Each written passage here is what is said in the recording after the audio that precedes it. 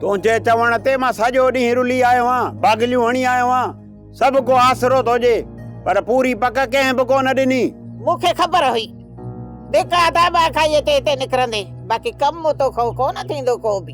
कंहिंखे कहिड़ो लाचार आहे जो परावन फॾनि में हथ विझंदो? तूं छोकिरे खे छॾाइण जे लाइ वए हैं या वरी झेड़े जे लाइ वए हैं त माण्हू डंडा खणी सोटा खणी वठी तुंहिंजे कढ डुकनि हा। ख़ुदा जी मार पवंदई निभागी, पुलिस जे फॾनि में हथ विझण कंहिं झेड़े खां घटि आहे? न राति जो सुकून न ॾींहं सुकून, तव्हांजो त इहो रिंगट ख़तम ई नथो थिए। हिन घर मां त सुकून ई हलियो वियो आहे।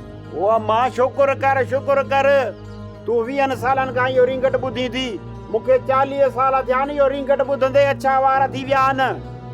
न निभागी बैंड थी मटाए न वरी सेल था सड़नि, इहो ई साॻो रिंगट, इन रिंगट त सालूअ जो साह ई सुकाए छॾियो आहे।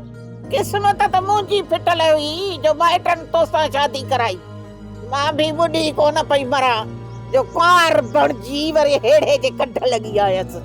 पिट माई पिट, पंहिंजो मोह मथो पिट, इहो ई सालो तुंहिंजी क़िस्मत में लिखिजी आयो आहे जेको क़बर में बि तोसां गॾिजी हलंदो। बाबा अम्मा मोए खां पोइ तोखे हूर थी मिलंदी। रे मुंहुं, ॿियनि जा दुश्मन परे मां गॾु विहारियो वेठो आहियां। अम्मा जेकॾहिं इहा हूर थी मिलंदी त अलाह साईं खे चवंदुसि मूंखे बिश्त खपई कोन, दोज़ख में मोकिल, अहिड़नि हूरनि खां असां ईअं चङा आहियूं।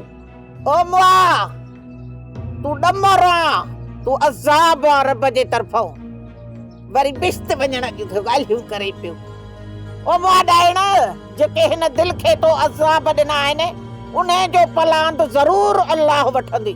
अहिड़े सालू तुंहिंजी क़िस्मत, ही दोज़ख घटि आहे जो मालिक वरी ॿिए दोज़ख में मोकिलींदो।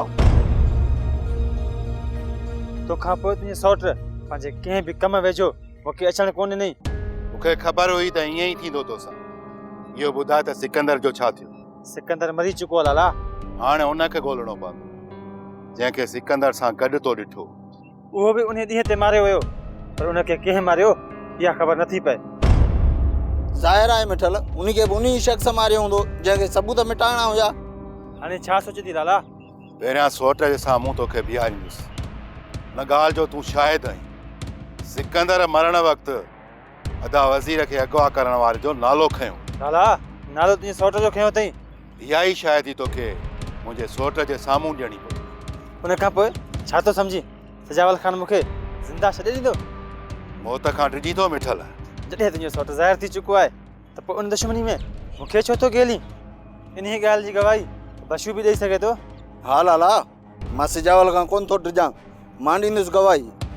बशू, तो ते सिजावल एतबार कोन कंदो, छो त तूं असांजो पंहिंजो आहीं। हू इहो चई जान छॾाए वेंदो त बशूअ खे लाला ई सम्झायो। मां सौट खे पूरो करे सघां थो बशू। सौट जेके हिन दिलि ते ज़ख़्म ॾिना आहिनि उहे फट या ताज़ा आहिनि, उन्हनि मां रत सिमण या बंदि नाहे थियो त मां सौट खे किथे बख़्श कंदुसि। सिर्फ़ु मूंखे मारण वारो सौट न आहे, पर अदा जो कातिल बि इहो कमीनो शख़्स आहे। पर मां चाहियां थो उन जा सभु राज़ खोले पोइ उन जे सीने ते बंदूक हलायां, छो त हिन वक़्तु हू अम्मा बाबा जे साम्हूं पाण खे फ़रिश्तो साबित करे चुको आहे। उन करे अम्मा बाबा जे अॻियां उन जो शैतानी चहिरो ज़ाहिर करणु ज़रूरी आहे, ऐं उन कम लाइ तव्हांखे मुंहिंजी मदद करणी पवंदी। मूंखे मुसीबत में लाला का ॿी वाट ॻोल्ह। जॾहिं सौट ज़िंदा रहंदो न, तोला मुसीबतूं पैदा कंदो। सोप सीरियल तकरार तमाम एपिसोड ॾिसो हाणे HD क्वालिटी में। विजिट कयो असांजो YouTube channel Sindh TV HD drama. Subscribe कयो असांजो official YouTube channel Sindh TV HD drama ऐं वधीक अपडेट लाइ बेल आइकन खे क्लिक करियो।